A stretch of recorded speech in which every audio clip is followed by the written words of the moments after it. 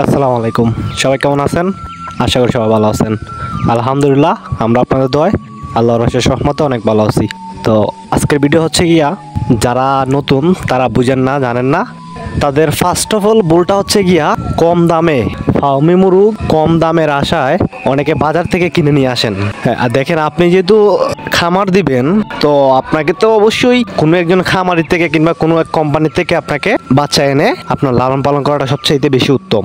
হ্যাঁ, এটা আমিও বলি আর 10 জনও বলবে। কিন্তু দেখা গেল কি, আপনি যখন দোকান থেকে আনলেন কিংবা কোনো হাট থেকে নিয়ে আসলেন, তখন সবচেয়ে বড় ভুল করেন যারা নতুন, তাদের ক্ষেত্রে এটা হয়, তারা 10টা 12টা 20টা এরকম করে নিয়ে আসে। তো নিয়ে আসার পর দেখা যায় কি, কিছুদিন যায় ভালো, তারপর অসুস্থ হয়ে যায়, মুরগের এই সমস্যাতে এই সমস্যা ইত্যাদি ইত্যাদি হয়েই থাকে। আর যারা কিনা টুকটাক খামার করেন, টুকটাক বলতে কি, যেমন ধরেন আপনার অলরেডি আছে 20টা 25টা কিংবা 50টা 100টা এরকম, তো এরকম টাকার পরও আপনি চাইতেছেন কি ধীরে ধীরে আপনি আরো বাড়াইবেন, আরো বড় করবেন। তো এখন বড় করার চক্করে পড়ে আপনি যদি দেখা গেল হাড় থেকে কিনে আনলেন, এখন হাড় থেকে কিনে আনার পর দেখবেন, আপনি ভাবলেন কিছুদিন লালন পালন করলেন, এরপরে দেখা গেল কি মুরগগুলা সুস্থ সবল আছে, ভালো আছে। তো ওই যে সুস্থ সবল আছে, ভালো আছে, ওইটা দেখে আপনি কি করলেন, আপনার পুরাতন মুরগির সাথে এই মুরগগুলাকেও দিয়ে দিলেন। দেওয়ার পর কিছুদিন গেল, মাস 1.5 মাস গেল, তারপর দেখা গেল কি এই বিভিন্ন রোগে কিংবা বিভিন্ন ব্যাকটেরিয়া আপনার খামারে আক্রমণ করছে, মুরগির উপর আক্রমণ করছে। তো ওইটা মূলত কেন হয়েছে, অনেকে ভাবতে পারেন হতেই পারে এখন যেহেতু শীতের দিন। তো আমি আপনাদেরকে বলে রাখি, এটা আপনাদের সম্পূর্ণ ভুল ধারণা। কারণ হচ্ছে কি, আপনি যেহেতু একজন প্রকৃত খামারি কিংবা নতুন খামারি, তো আপনি আশা করি সব দিকে সচেতন থাকবেন, যেহেতু আগামীতে শীত আসতেছে, অলরেডি শীত পড়ে যাইছে। তো ওইটার জন্য আপনারা যথেষ্ট পরিমাণের ব্যবস্থা নিয়ে রাখছেন। তো ওইটার জন্য তো এমনটা হবে না। তো এমনটা যেহেতু হয়েছে, তাহলে বুঝতে হবে ওটা 100% আপনি যে এক্সট্রা মুরগগুলো আনছেন হাট থেকে আনার পর, এগুলো এই পুরাতন মুরগিগুলোর সাথে একত্রিত করে দিচ্ছেন, ওইটার থেকে কোনো একটা সমস্যা হয়েছে, কোনো একটা রোগ জীবাণু ছড়াইছে, ওই জিনিসটা আপনাদেরকে বুঝতে হবে। তো আমি প্রায়ই বলে থাকি যে এরকম ভাবে হাট থেকে আনবেন না লালন পালন করার জন্য। হ্যাঁ, আনতে পারেন, আপনি খাওয়ার জন্য আনতে পারেন। তো যদি আপনি লালন পালনের জন্য আনেন, তাহলে আপনি বিরাট বড় একটা সমস্যার সম্মুখীন এক সময় হবেন। হয়তো দেখা গেল কি প্রথম অবস্থায় মাস খানেক চলে গেল, কোনো সমস্যা হয় নাই, খুব দ্রুতই সমস্যাটা হবে।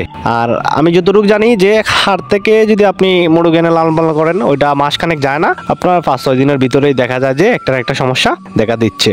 তো ওইটার জন্য আমি আপনাদেরকে বারবার বলি, হাট থেকে আনবেন না। আনারই যদি ইচ্ছা থাকে, শখ করে পালতেছেন, একজন খামারি কাছ থেকে আনেন। হ্যাঁ, হয়তো একটু দামটা একটু বেশি রাখবে, তাও আপনাকে ভালো একটা জিনিস দিবে। আমি বারবার বলি, অনেকে আমাকে ইমোতে হোয়াটসঅ্যাপে পিক দেন, রেট দেন মুরগির, ভাই অমুক জায়গায় তো এত এত করে, আপনার কাছে কেন এত দাম।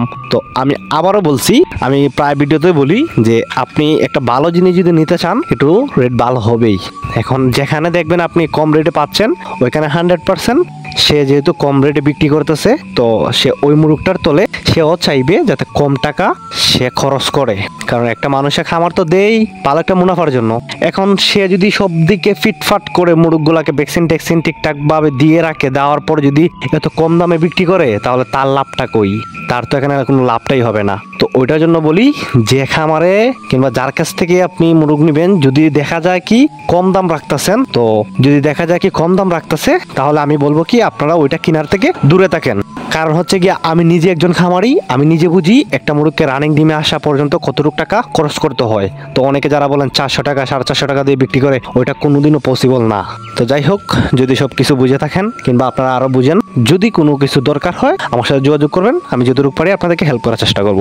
আর আমি আবারও বলতেছি, হাট থেকে বাচ্চা এনে মুরগ এনে খামার করার ধান্দা যদি কারো থাকে, তাহলে ওইটা মন থেকে বাদ দিয়ে দেন। আগে দিয়েই সতর্ক থাকেন, ভালো থাকেন, লসের সম্মুখীন হবেন না। তো যাই হোক, সবাই ভালো থাকবেন, সুস্থ থাকবেন। ধন্যবাদ সবাইকে। আসসালামু আলাইকুম।